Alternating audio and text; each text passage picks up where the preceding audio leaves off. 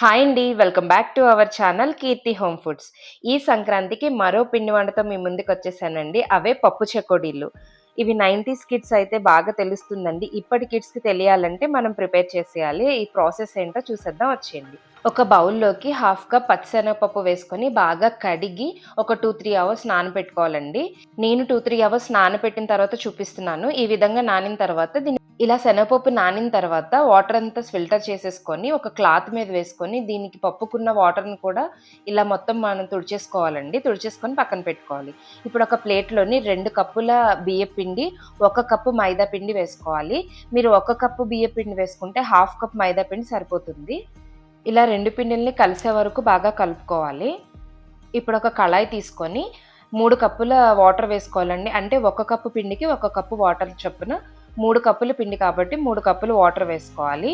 ఈ వాటర్‌లోకి 2 టేబుల్ స్పూన్ల కారము, 1 టేబుల్ స్పూన్ పసుపు, 2 టేబుల్ స్పూన్ల నెయ్యి, టేస్ట్‌కి సరిపడా ఉప్పు, 2 టేబుల్ స్పూన్ల వాము వేసుకొని ఈ వాటర్ అంతటిని మరిగించుకోవాలండి. చాలా టేస్టీగా ఉంటాయి. ఇప్పటి కిడ్స్‌కైతే చాలా బాగా నచ్చుతుంది.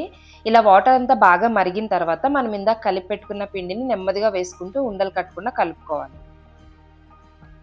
ఇలాగే వాటర్‌లో పిండంతటిని వేసుకొని కలుపుకోవాలి. ఇలా అంతటిని చక్కగా కలుపుకొని దీన్ని కొంతసేపు మూత పెట్టుకోవాలండి. స్టవ్ ఆఫ్ చేసి మూత పెట్టుకుంటే ఆ వేడికి కొంచెం మగ్గుతుంది. కొంచెం సేపు దీన్ని ఇలా వదిలేసిన తర్వాత ఒక ప్లేట్‌లోకి తీసేసుకోవాలి ఈ పిండినంతటిని. తీసేసుకొని చపాతీ ముద్దలాగా కలుపుకోవాలండి. కొంచెం ఆయిల్ వేసుకొని దీనంతటిని చపాతీ ముద్దలాగా కలిపేసుకోవాలి. ఇలా ఈ విధంగా పిండినంతటిని కలుపుకోవాలి. ఇప్పుడు కొంచెం పిండిని తీసుకొని ఇక్కడ నేను చూపిస్తున్నట్టు రోల్ చేసుకోవాలండి. ఇలా ఎక్కువ ముద్ద తీసుకుంటే పెద్దదవుతుంది. దాన్ని చాకుతో కట్ చేసుకొని మీకు నచ్చిన సైజులో వాటిని రింగుల్లా చేసుకోవాలి. మనం ఇందాక నానబెట్టుకున్న శనగపప్పు ఉంది కదండీ! దాన్ని అలా వేసుకొని దాని మీద స్మూత్‌గా అలా తిప్పుతుంటే దానికి అంటుకుపోతాయి శనగపప్పు. రింగులాగే అటాచ్ చేయడమేనండి.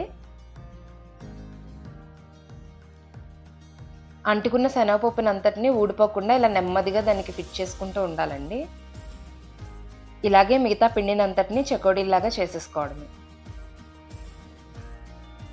ఇలా అన్నిటిని చెకోడీల్లా చేసుకున్న తర్వాత స్టవ్ మీద ఆయిల్ పెట్టుకొని, ఆయిల్ మరిగేంత వరకు హై ఫ్లేమ్‌లో పెట్టుకొని, ఆయిల్ మరిగిన తర్వాత ఫ్లేమ్‌ని మీడియం ఫ్లేమ్‌లోకి పెట్టుకోవాలండి. ఇలా నేను ఫస్ట్‌లో చిన్న ముద్ద వేశాను కదండీ! అది ఇలా పైకి తేలింది.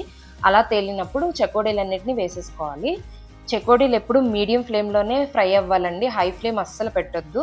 లోపల వరకు కుక్ అవ్వదు. మీడియం ఫ్లేమ్‌లోనే నెమ్మదిగా కలర్ వచ్చే వరకు వీటిని ఫ్రై చేసుకోవాలి. వేసిన వెంటనే గరిటె పెట్టేయకూడదు. కొంచెం సేపు ఆగిన తర్వాత కొంచెం ఫ్రై అయిన తర్వాత ఇలా తిప్పుకుంటూ టర్న్ చేసుకుంటూ ఫ్రై చేసుకోవాలి. ఆయిల్ నురగ రావడం పూర్తిగా తగ్గిందంటే చెకోడీలు ఫ్రై అయినట్టేనండి. ఇలాగే అన్నిటిని మీడియం ఫ్లేమ్‌లోనే ఫ్రై చేసుకోవాలండి. హై ఫ్లేమ్ అస్సలు పెట్టొద్దు. లోపల కుక్ అవ్వకుండా ఉంటుంది. ఇలా వేడిగా ఉన్నప్పుడే చిన్నది విరిపి చూసినప్పుడు లోపల పిండి పిండిగా ఉంటే చెకోడీ ఫ్రై అవ్వనట్టే. దాన్ని మళ్ళీ ఆయిల్‌లో వేసి ఫ్రై చేసుకోవాలి.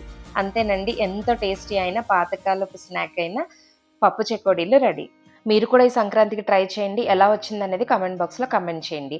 ఈ వీడియో గనుక మీకు నచ్చినట్టయితే మీ ఫ్రెండ్స్ అండ్ ఫ్యామిలీస్‌కి షేర్ చేయండి. అలాగే ఇలాంటి మరెన్నో రెసిపీస్ కోసం మన ఛానెల్‌ని సబ్స్క్రైబ్ చేసుకోండి. Thank you for watching.